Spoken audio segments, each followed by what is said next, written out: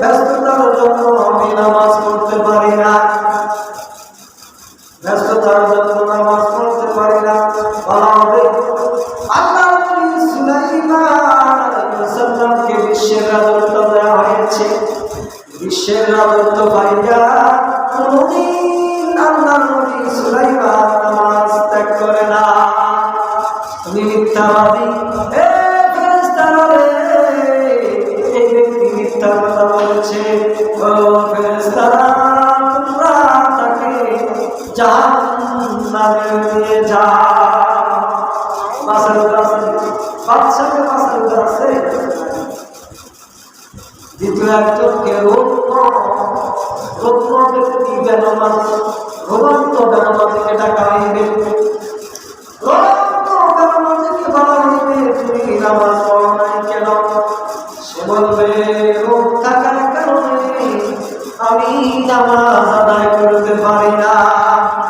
আল্লাহ রাব্বুল আলামিন বলেন, হযরতে আল্লাহ নবী হযরত আইয়ুব আলাইহিস সালামকে 18 বছর পোকা খেয়েছে, তবুও সে নামাজ ছাড়েনি। মিথ্যাবাদী, ও ফেরেশতারা রে, ও জাহান্নামের ফেরেশতারা, তাকে নিয়ে জাহান্নামে ফেলে দাও। আল্লাহ একজনকে জিজ্ঞাসা করা হবে, তুমি দুনিয়াতে নামাজ আদায় করো না কেন? কেন নামাজ আদায় করো না? এই ব্যক্তি বলবে, সন্তান আদি অনেক বেশি ছিল, সেই জন্য ব্যস্ত ছিলাম, সেই জন্য নামাজ আদায় করতে পারি না। আল্লাহ রাব্বুল আলামিন থেকে বলবেন, আল্লাহ পয়গম্বর হযরত ইয়াকুব আলাইহিস সালামের ছেলে, তোমার ছেলে তার ছেলে থেকে তোমার কি ছেলে বেশি ছিল?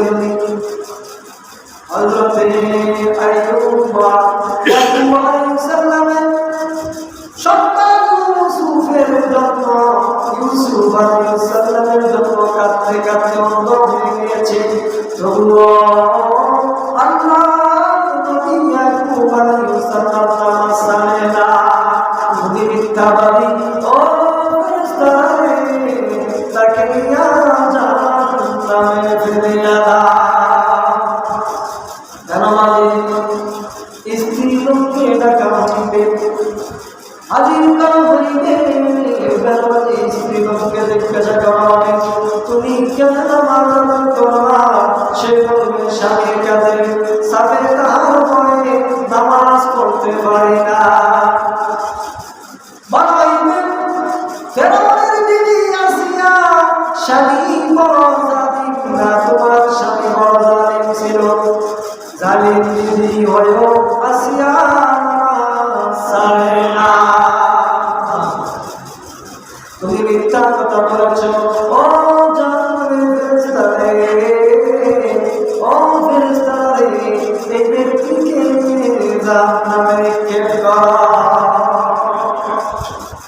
আর হযরত নবী সাল্লাল্লাহু আলাইহি ওয়াসাল্লাম হাদিস শরীফে বলেন, বেলমাজি দুই হাত তিনজির দ্বারা বান্দা হইবে, বলেন আউযুবিল্লাহ। অতঃপর ফেরেশতারা তার পৃষ্ঠে আঘাত মারিবে, আঘাত মারিতে থাকিবে। তখন তাকে ডাকিয়া বলিবে, ওহে আল্লাহর শত্রু, আমার সহিত তোমার কোনো সম্পর্ক নাই, আমিও তোমার তুমিও আমার নয়। তাকে ডাকিয়া বলিবে, ডাকিয়া বলবে, আসো আসো